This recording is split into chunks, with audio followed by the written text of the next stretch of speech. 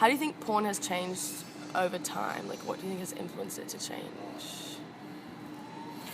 I guess it depends on how you're defining pornographic materials.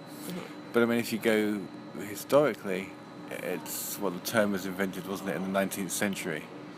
So if you're going from there, then it's changed from printed pamphlets to photographs to 8mm stag films to 16mm films to 35mm films to video to digital and now to online.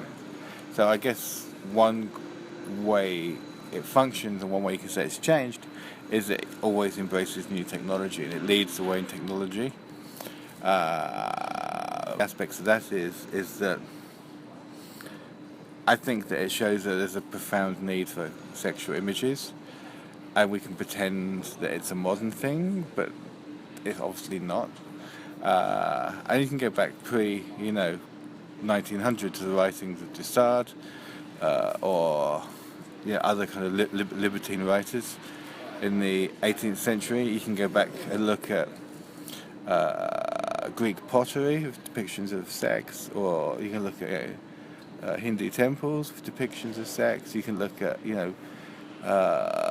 the Venus statue, the kind of vaginal representation in Paleolithic art. So clearly people have always wanted to see this.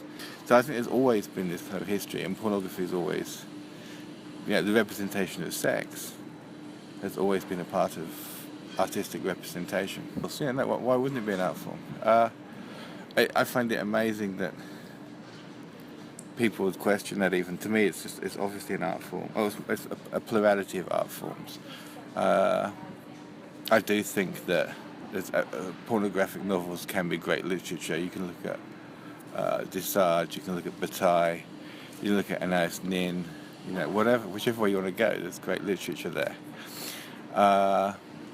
In terms of visual art, again, the same thing.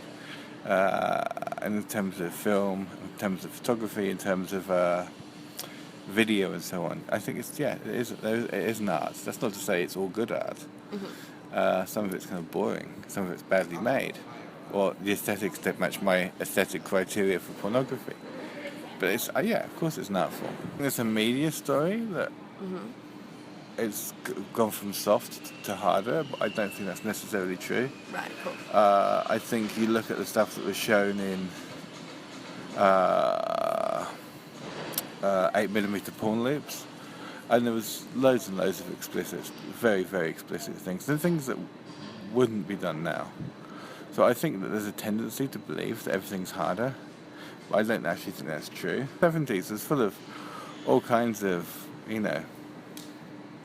odd pornographic films, which had narratives and stuff, but explicit sex scenes. Very explicit sex scenes. Or are you gonna go to stuff now like, I don't even know what the big thing in pornography is this week. But I mean, there's always an assumption that it's something hard and disgusting. But I use the word disgusting in inverted commas. I don't think it is. I think there's a shocking pornography that goes back, that I could think of 100 years. And you get back again to de Sade and stuff like that. So I think that people,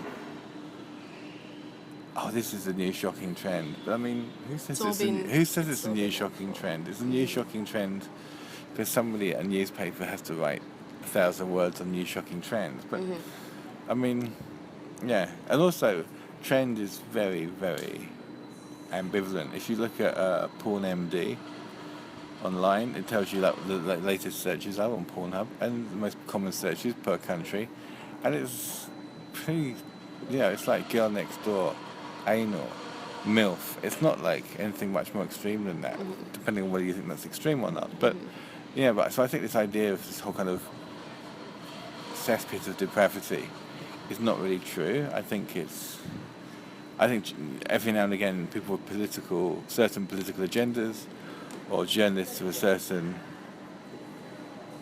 angle might find something and try and scandalise it, but I think a lot of the time I don't get a sense that it's worse or better than it ever was.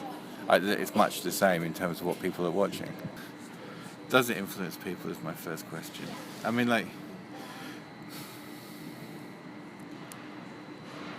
I don't know if it does, how much it does influence people. There's always this kind of assumption that it influences people, but I don't know. I don't know if it does. I mean, I guess the question is who is saying it influences people? Is my first question. Like, there's this kind of thing that, it's an influence or negatively influences people, affects people, but I'm not sure how much it does, and how much that's like the media building up a kind of hysteria around this stuff. It's a question that people are more interested in porn, or is your generation are more interested in porn, or is it that younger people have been encouraged to be scared of the real world so much that they're going to porn rather than genuine personal experience? Like, I think that there's arguments for that as well, that people, It's easier with a lazy generation. It's Well, easier but- to but get off there's watching. probably economic reasons as well. Like, if you can't leave home till you're like 25 economically, then how often are you going to have sex in your house with your parents? I don't know. I mean, everyone's going to be different on those kind of things. So does that change? So people's sexual behaviour changes because of loads and loads of things. So, if younger people are learning from it in a certain way, is it because they haven't had exposure in other ways? Is it because they're not having sexual experiences that previous generations had because of their living situations?